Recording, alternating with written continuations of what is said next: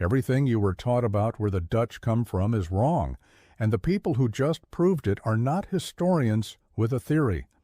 They are geneticists holding actual DNA pulled out of bones that sat under the North Sea and the wetlands of the Netherlands for thousands of years.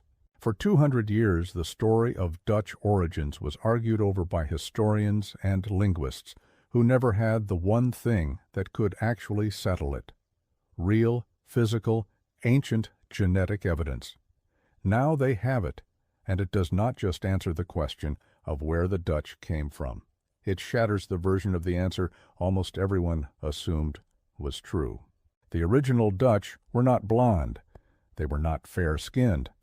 And the population that Europe has spent centuries calling one of the most distinct on the continent turns out to be one of the last places in Europe where an ancient hunter-gatherer people refused to disappear, hanging on for 3,000 years longer than they were supposed to, in a landscape that is now mostly underwater. Stay with this, because by the end you will understand something that even most Dutch people do not know about their own DNA. Before we go further back in time, it helps to understand just how far the Dutch genetic and cultural footprint actually spread, because it puts everything that follows in perspective. The Netherlands today holds about 18 million people packed into a country roughly the size of West Virginia, making it one of the most densely populated nations on Earth and one of the wealthiest per capita. Rotterdam is Europe's largest port. Amsterdam is a global financial and cultural hub. And during the Dutch Golden Age of the 17th century, Dutch ships, colonies, and trading posts spread genetic and linguistic fingerprints across 6 continents. Afrikaans, spoken today by millions of people in South Africa, is a direct daughter language of Dutch. Place names across New York, New Jersey, and Pennsylvania still carry Dutch roots from the earliest colonial settlements in North America. A country this small managed to leave genetic and cultural traces scattered across the entire planet, which makes the question of where the Dutch themselves actually came from even more interesting, because the answer runs in the opposite direction, inward and backward, into one small waterlogged corner of northwestern Europe. Let's set the scene properly, because you cannot understand Dutch genetics without understanding Dutch geography first. And Dutch geography used to look nothing like it does today. During the last ice age, the stretch of water separating Britain from the European mainland, what we now call the North Sea, was not water at all. It was land. A huge low-lying plain called Doggerland stretched from what is now eastern England all the way to Denmark, filled with rivers, marshland, forests, and wildlife. People lived there. They hunted across it, fished its rivers, and built lives across a landscape that today sits 30 to 40 meters beneath the waves. Then, between roughly 8,000 and 6,000 years ago, as the Ice Age glaciers kept melting, sea levels rose steadily and swallowed Dogger Land whole. The people who called it home were pushed onto higher ground, retreating toward what is now the Dutch coast. Fragments of their bones have been found there, the physical remains of a homeland that no longer exists. Geneticist Evelien Altena, working with an international team including researchers from Harvard, has studied these remains directly, and what the DNA showed was not what anyone expected. The earliest people of the Netherlands, the true original inhabitants of this land, had dark skin and blue eyes. Not the blonde, fair-skinned image the word Dutch conjures up in almost everyone's mind today. That image, it turns out, took thousands of years and multiple waves of newcomers to build. So if the earliest Dutch looked nothing like the Dutch of today, where did the blonde hair, the light skin, and the tall frames actually come from? The lighter pigmentation associated with Northern Europe arrived in stages, carried in by outsiders, not grown locally. The first wave came with Neolithic farmers migrating up from Anatolia, in what is now Turkey, roughly 7,500 years ago, bringing genetic variants for lighter skin along with their crops and livestock. Blonde hair came later still, arriving with Bronze Age migrants from the Eurasian steppe, who carried a specific gene variant strongly linked to blonde coloring. Blue eyes are actually the oldest feature of the three, tracing back to a single mutation that appears to have originated near the Black Sea and had already been circulating among European hunter-gatherers for thousands of years before any of the later migrations even began. In other words, the classic Dutch look was assembled piece by piece over thousands of years by people arriving from three completely different directions, layered on top of a population that originally looked nothing like it. Height tells its own separate, almost unbelievable story. 200 years ago, the Dutch were not tall. They were shorter than the French and shorter than the British. In the 1850s, the average Dutch man stood around 5'4". Today, Dutch men average close to 6 feet tall, and Dutch women average around 5'7", making the Netherlands home to the tallest population on Earth. That is a gain of roughly 20 centimeters in a century and a half, one of the fastest and most dramatic height increases ever documented in any human population, anywhere. Most researchers agree the primary driver is environmental, a combination of dramatically improved diet, especially the Dutch tradition of extremely heavy dairy consumption, better health care, less childhood disease, and a more equal distribution of wealth across the population. But a study published in the Proceedings of the Royal Society, led by behavioral biologist Gert Stulp, then at the London School of Hygiene and Tropical Medicine, found something else sitting underneath the environmental explanation. Using health records for more than 94,000 people in the northern Netherlands, the study found that taller Dutch men, on average, had more children than shorter men, and that women of average height had more children than either very tall or very short women. That pattern is the textbook signature of natural selection actively operating right now, in real time, inside a modern population. The Dutch are not just eating and health-caring their way to record height. Evolution itself appears to be nudging the population taller generation by generation, as the same DNA story keeps unfolding. Now here's where we go back much further, to the single moment that reshaped not just Dutch genetics, but the genetics of an entire neighboring country. Around 2500 BC, a wave of migrants tied to the corded ware culture, people whose ancestry traced back to the vast grasslands of the Eurasian steppe, arrived in the Low Countries. When they mixed with the population already living there, the result was a new genetic and cultural identity that archaeologists call the Bell Beaker culture, named after the distinctive bell-shaped pottery found buried alongside its people across huge areas of Europe. And this is where a genuinely extraordinary and very recent scientific discovery comes in.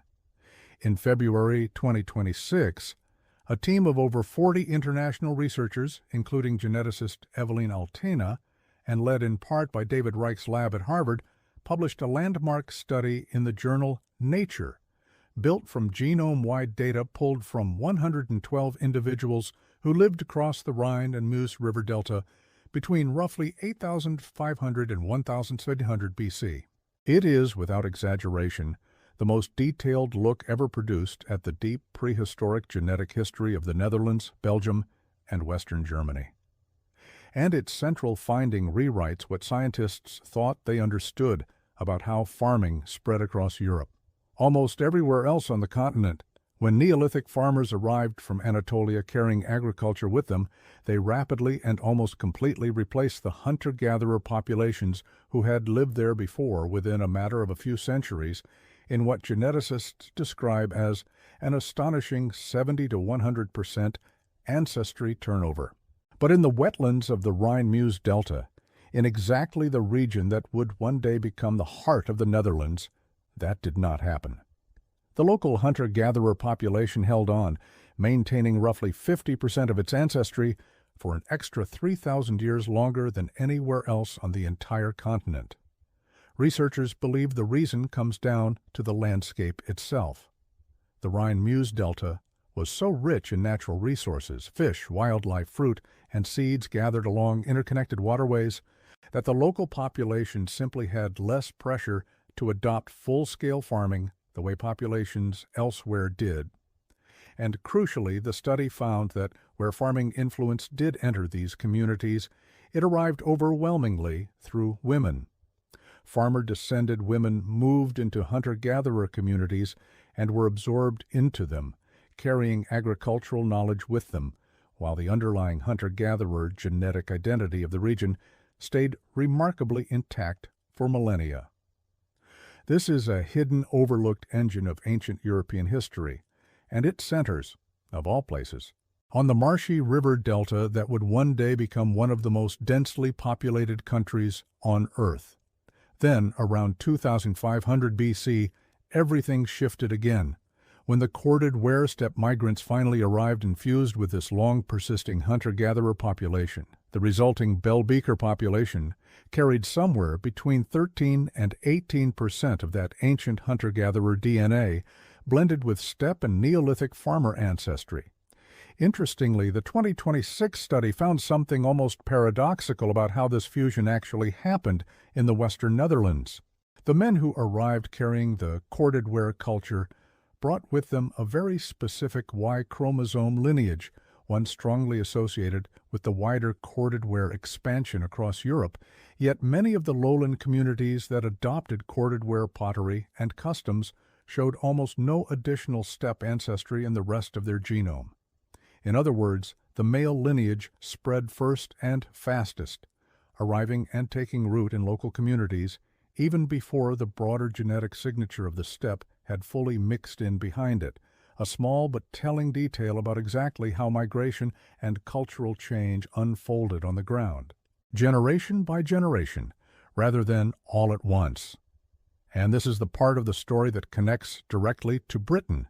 DNA recovered from a site called Oostwoud, Tuithorn in West Friesland, in the Netherlands, shows a genetic profile that is nearly identical to the Bell Beaker population that flooded into Britain around the same time, roughly 2500 to 2400 BC, and went on to replace as much as 90% of the existing British population within a few centuries. Read that again. Much of the genetic ancestry carried by British people today, the population behind Stonehenge's later chapters and the foundation of Bronze Age Britain, traces directly back to this specific fusion population that formed in the Dutch River Delta. The Netherlands was not a quiet, isolated corner of prehistoric Europe. It was, quite literally, one of the engine rooms that built the genetic map of northwestern Europe as we know it today. There is a language clue hiding in plain sight here, too, one that most Dutch speakers have never thought to connect to any of this. Dutch belongs to the West Germanic branch of the Indo-European language family, which makes it one of the closest living relatives English actually has. The overlap in vocabulary is so strong that Dutch speakers often find English strangely intuitive, and English speakers find the same thing true in reverse. German sits right alongside them as a third close cousin, and together the three languages form the core of the West Germanic group. But like every Germanic language, Dutch ultimately traces back to Proto-Indo-European, the reconstructed ancestral language believed to have originated on the Pontic steppe, the enormous grassland stretching across modern Ukraine, southern Russia, and Kazakhstan. When steppe herders began pushing west into Europe around 5,000 years ago, they carried that language with them, and it slowly split and evolved into the dozens of Indo-European tongues spoken across the continent today, Dutch among them. The timing lines up almost perfectly with the genetic story.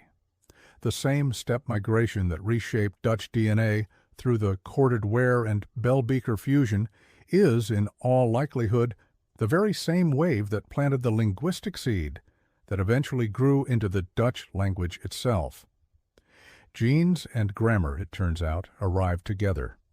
For most of the 20th century, mainstream archaeology actually resisted this exact kind of migration story. A school of thought known as POTS, not people, argued that new pottery styles, burial customs, and technologies spread mainly because existing populations adopted new ideas and objects, not because entirely new populations physically moved in and replaced the people who were there before. Under that theory, the Dutch were essentially framed as a continuous population, always there, simply adapting to outside cultural influence over time without major biological turnover. Ancient DNA has now overturned that idea almost everywhere researchers have tested it, and the 2026 Rhine-Meuse study is one of the most detailed confirmations yet. Migration, mixing, and genuine population replacement were real physical, measurable events, not cultural fashion trends. But even here, the Netherlands managed to be the exception to the exception, the one region where the hunter-gatherers held their ground for 3,000 extra years before that replacement finally caught up with them too. So what does modern Dutch DNA actually look like once you put all these layers together? A separate large study, published in Nature Communications and led by researchers at Leiden University Medical Center, analyzed genetic data from more than 1,600 living Dutch individuals and identified dozens of distinct genetic clusters across the country, with a clear north-south divide still visible today. People from Friesland in the north tend to carry more hunter-gatherer and steppe-related ancestry, and are, on average, the tallest genetic subgroup within the Netherlands. People from Limburg and North Brabant in the south carry somewhat more Neolithic farmer ancestry and show closer genetic ties to neighboring Belgian and German populations. This divide is not just ancient history sitting quietly in the genome either. It has been reinforced for centuries by the religious geography of the country, a historically Protestant north and a historically Catholic south, where communities tended to marry within their own religious circles for generation after generation, keeping those older genetic boundaries surprisingly intact into the modern era. A third study from Leiden University and published in 2025 analyzed the Y chromosomes of 348 men from 13 locations across the Netherlands, spanning burials from 500 to 1850 AD, and found something almost as striking as the ancient discoveries: remarkable population stability. The genetic makeup of Dutchmen in the early Middle Ages was, in most respects, still recognizably continuous with the genetic makeup of Dutchmen in the 19th century. 1,000 years of relative stability sitting right on top of thousands of years of much older upheaval. None of this genetic history exists in a neutral bubble, and it would be dishonest to pretend it does. In the modern Netherlands, questions about ancestry, belonging, and national identity are very much alive in public and political conversation. Dutch national identity, as it crystallized during the Dutch Republic of the 17th century, was actually built less around bloodline and more around a shared set of values, tolerance, pragmatism, and religious coexistence, at a time when Jewish refugees fleeing persecution in Spain and Portugal found genuine safety within Dutch borders. In the decades after the Second World War, the country absorbed major waves of new arrivals, hundreds of thousands of people from Indonesia and Suriname following decolonization, and guest workers from Morocco and Turkey who arrived through the 1960s and 1970s and largely stayed and built families. By the early 21st century, questions of immigration, integration, and what it actually means to be Dutch had become one of the most central and contested topics in Dutch politics, and they remain that way today. Genetics does not resolve that debate, and it was never going to. If anything, the ancient DNA evidence complicates the entire idea of what original even means in the first place. The Doggerland hunter-gatherers, the very first people to call this land home, were themselves eventually replaced and absorbed. The Bell Beaker population that followed them was itself a fusion of multiple earlier groups arriving from different directions. What the science shows clearly, without political spin in either direction, is that the low-lying delta, where the Rhine and Meuse rivers meet the sea, has functioned as a crossroads for arriving, mixing, and departing populations for at least 10,000 years. Nobody currently living there is disconnected from that pattern. Everybody is, in some sense, downstream of it. So what is the honest, current scientific summary of where the Dutch actually come from? Modern Dutch people are, at the foundation, primarily descended from that Bronze Age Bell Beaker population, the fusion group that formed in the river delta around 2500 BC. That Bell Beaker foundation explains the dominant R1b Y chromosome lineage still carried by the majority of Dutch men today, explains the West Germanic roots of the Dutch language, explains the steppe-inherited genetic predisposition toward tall stature, and explains most of the light coloring associated with Northern Europeans generally. Underneath that Bronze Age layer sit older genetic strata that never fully disappeared. Neolithic farmer ancestry, still measurably stronger in the southern and central parts of the country, and beneath even that, the oldest surviving thread of all, the Mesolithic hunter-gatherer ancestry that clung on in the wetlands of the Rhine-Meuse delta for 3,000 years longer than anywhere else in Europe, dark-skinned, blue-eyed, perfectly adapted to a marshy North Sea landscape that has since vanished beneath the water. That thread is faint in modern Dutch genomes today, but it is real, it is measurable, and it is, in the truest sense, the oldest indigenous ancestry the Netherlands actually has. On top of all of it sit centuries of medieval and early modern history, remarkably stable according to the Y chromosome record, but still shaped locally by smaller stories, Jewish communities that settled in Dutch cities, the enduring Protestant-Catholic divide, and later Huguenot and German immigration that added further texture to the southern and eastern Dutch gene pool. This is a field that is moving fast, and the picture is nowhere near finished. Leiden University, the University of Groningen, and their international partners, including teams working with the Reich Lab at Harvard, are actively continuing to sequence ancient Dutch genomes right now, and each new set of remains adds another layer of detail to a story that took 2 centuries of historians and linguists arguing before DNA finally started answering the question directly.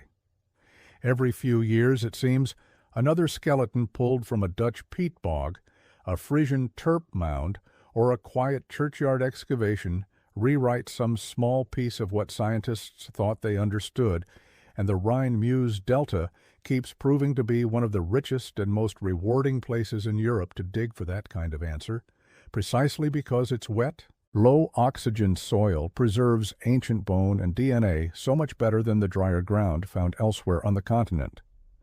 What the evidence shows, again and again, is not a simple story of one ancient person staying put for 10,000 years. It is a story of a river delta that has been a magnet for migration, survival, and quiet, stubborn persistence over and over, long before anyone ever called it the Netherlands. It is worth sitting for a moment on just how strange it is that the people who held out the longest against the great farming revolution sweeping across prehistoric Europe were the same people whose eventual descendants would go on to help populate an entire other country across the sea. The Bell Beaker population that formed in the Dutch delta did not stay contained within it. Within a few generations of forming, groups carrying that same genetic signature crossed the water into Britain and, within a remarkably short window of time, became genetically dominant across most of the British Isles, laying down ancestry that the majority of British people today, whether they know it or not, still carry inside them. A hunter-gatherer population that spent 3,000 extra years refusing to disappear ended up, almost as a direct consequence of that stubbornness, helping to genetically reshape an entire neighboring nation. That is not a minor historical footnote. It is one of the more remarkable chains of cause and effect that ancient DNA research has uncovered anywhere in Europe. The blonde hair, the towering height, the fair skin that the whole world associates with Dutch identity today, all of it is a surprisingly recent layer sitting on top of a much older, much darker, much more resilient population that refused to vanish for thousands of years longer than anyone expected.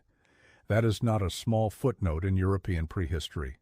That is one of the most remarkable survival stories genetics has uncovered on the entire continent, and it was hiding, this whole time, in a country most people assumed they already understood.